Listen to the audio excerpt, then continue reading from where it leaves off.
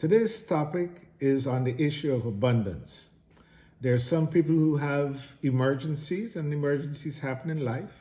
So, the first part, I'm going to give you free charged phrases to use to manifest emergency money. So, get ready for that. Afterwards, I'll discuss the whole idea of attracting abundance in a more structured way. All right? So, let's begin.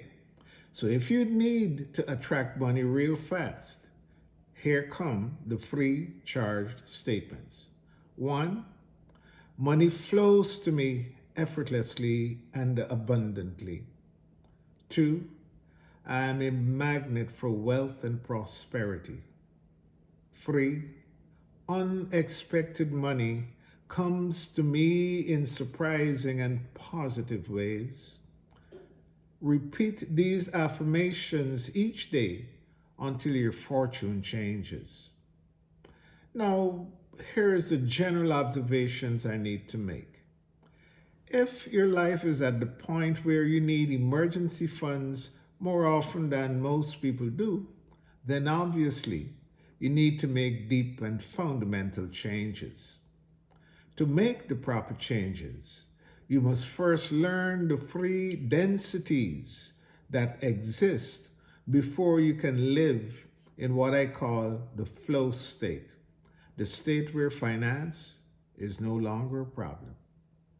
This flow state is where your life moves gracefully onward as if angels are taking care of you every single moment of every day.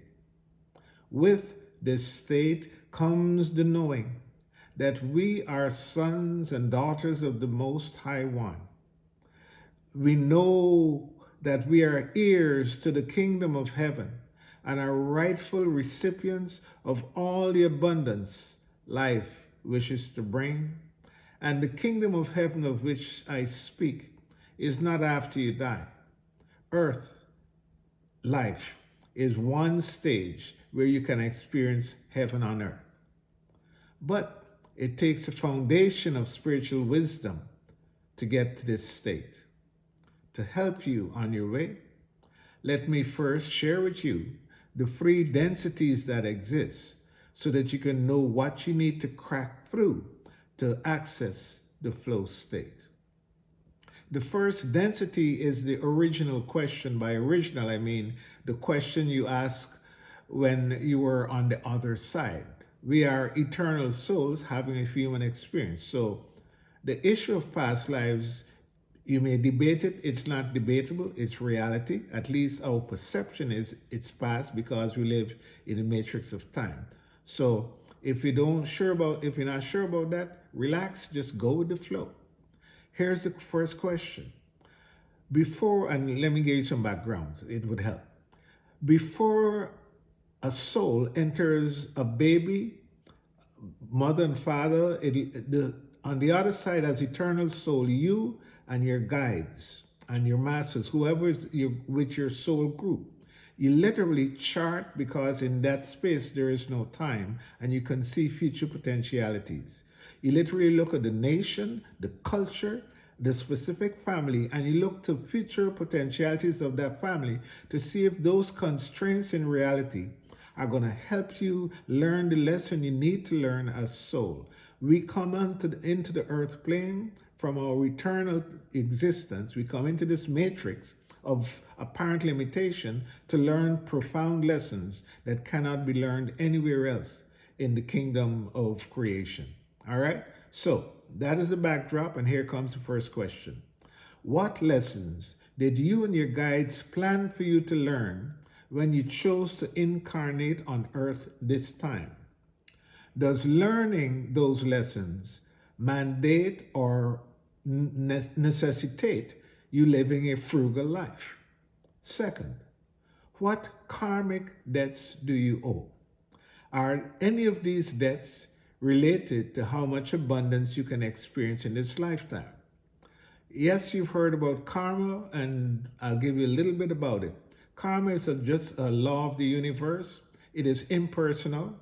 If you do good, good will come your way. Again, we are eternal beings. So if you do good in one particular life, the universe will reward you. If you do what you call not so good, I don't want to call it bad or evil, you will get to taste what it is you gave to other people. You'll get to experience the pain that you cause others, and that we call it karma, but it's just divine law that is impersonal, that balances the scales.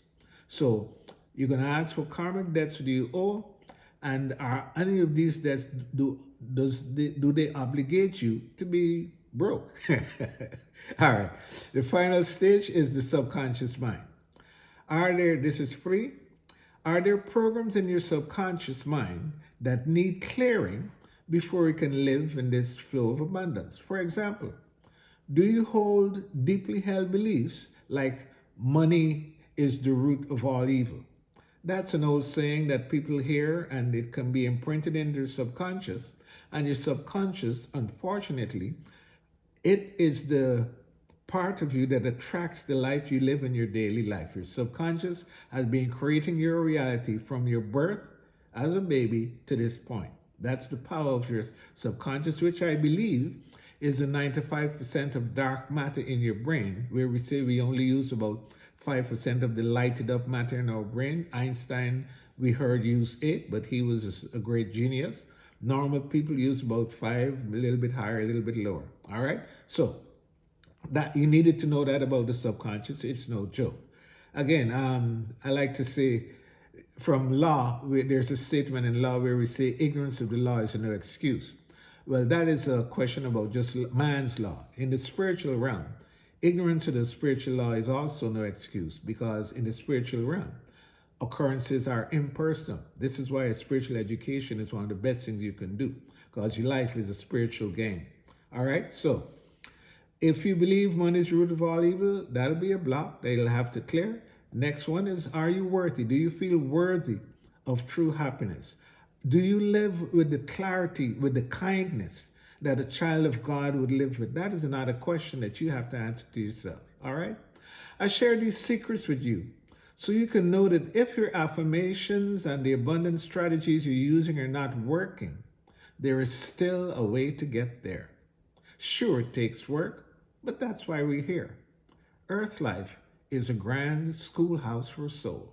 My mission as Magi Master of these times is to help make your burden lighter as you look within to merge with your true self, as you look within to become merged with your highest self, as you seek ultimately to find God within. Until the next time, blessed be.